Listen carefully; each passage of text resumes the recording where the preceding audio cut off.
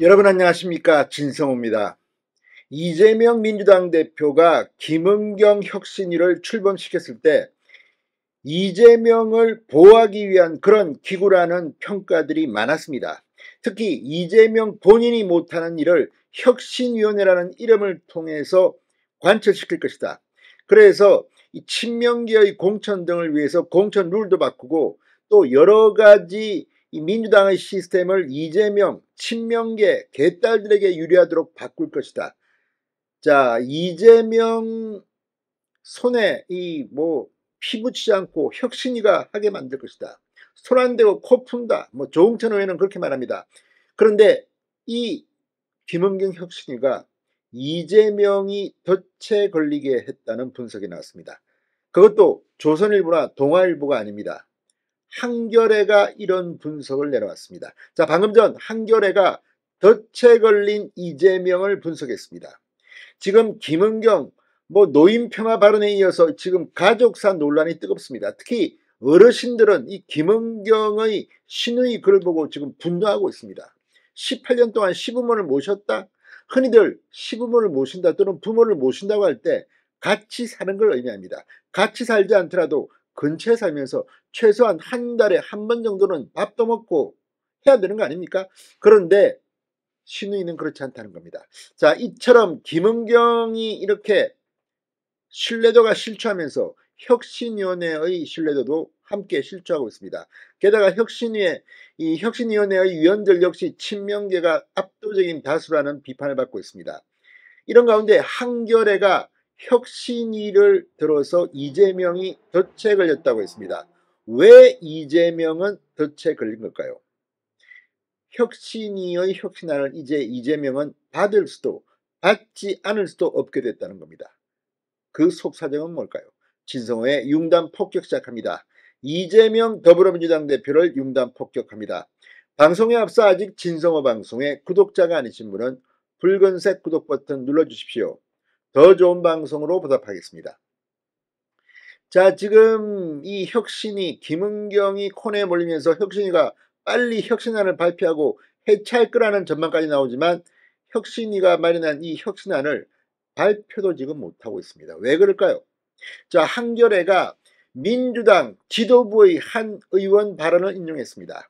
이재명 대표가 혁신위의 혁신안을 수용해도 문제, 수용 안 해도 문제가 될 거다. 자, 민주당 지도부라고 했기 때문에 최고위원쯤 되겠죠. 한겨레의 이야기입니다. 한겨레는 민주당 나름대로 이너서클을 좀 접근할 수 있나 보죠. 자, 한겨레에 따르면 이 김은경 혁신위원회가 완성된 혁신안을 내놓기도 전에 거듭 논란만 일으키며 사실상 실패했다는 평가를 받게 되자 혁신위 출범과 구성의 책임을 진 이재명 대표가 옴짝달싹하기 어려운 처지에 놓였다는 뜻입니다.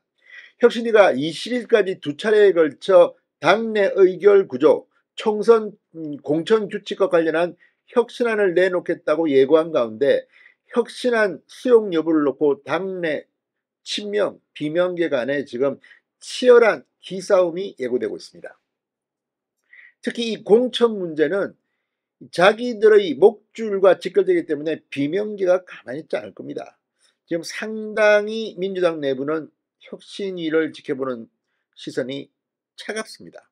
자, 혁신위는 당 관계자 설문과 국민 여론조사 결과를 바탕으로 10일 대의원의 역할과 권한을 조정하는 내용을 담은 혁신안을 발표하고 이후 당내 경선에서 세대 간 균형을 맞출 수 있도록 새 총선 공천규칙의 방향을 제안할 예정이라고 합니다. 그런데 문제는 이 안이 합리적이고 훌륭한 안이라 하더라도 김은경의 혁신위가 만든다면 이제 그 신뢰도는 추락하는 겁니다. 자, 당에 오래 몸담아온 당원이나 보좌진, 당직자 등이 맡는 대의원의 권한을 축소하고 당원 권한을 키우자는 것이 당내 강성당원들의 오랜 요구사항, 개딸들의 요구사항입니다. 혁신위가 당내 선거나 주요 의결 과정에서 대의원의 권한을 축소하려 하자 지금 비명계에서는 반발이 터져나오고 있습니다. 조응천 의원은 오늘 SBS에 나와 이재명 대표는 혁신위로 손 안 대고 코풀기를 하고 혁신위는 이재명 대표와 지도부에게 가는 압박을 분산시키는 가마밸브 역할을 하고 있다고 비판했습니다. 이상민 의원은 불교방송에 나와 혁신위를 해체해야 한다. 이재명 대표 퇴진을 요구하기도 했습니다. 자, 혁신안의 내용을 떠나 이를 수용할 것인가 말 것인가는 이재명 대표에게도 어려운 숙제일 수 있습니다. 무엇보다 김은경 혁신위의 권위가 치명적인 상처를 받은 상태에서 당직자들조차 혁신위가 혁신의 마중물이 아니라 장애물이 됐다는 냉소가 터져나오고 있다고 합니다. 아니, 이런 김은경 혁신위가 혁신을 한다? 아무튼 기가 막힌 일입니다. 자, 한재선 의원은 한겨레에 이재명 대표가 혁신안을 수용하면 실패한 혁신위와 처음부터 담합한 것으로 비칠 수 있고 당내 비주류에게 공격을 받을 것이다. 반면 이재명 대표가 혁신안을 거부할 경우도 문제는 마찬가지입니다. 또 다른 재선 의원은 장고 끝에 스스로 지명한 혁신위원장의 혁신안을 불수용할 경우 당이 총체적으로 우스워지고 국민들로부터 비판받을 것이다. 그러니까 혁신안을 받을 수도 받지 않을 수도 없는 덫에 걸린 신세라는 겁니다. 이재명 이제 그만두는 게 좋지 않을까. 그런데 또 이재명이 빨리 그만두면 민주당에게 유리할 거라는 분석도 있습니다. 아무튼 이래저래 이재명 대표는 덫에 걸린 것 같습니다. 신성호의 융단 폭격이었습니다. 여러분 감사합니다.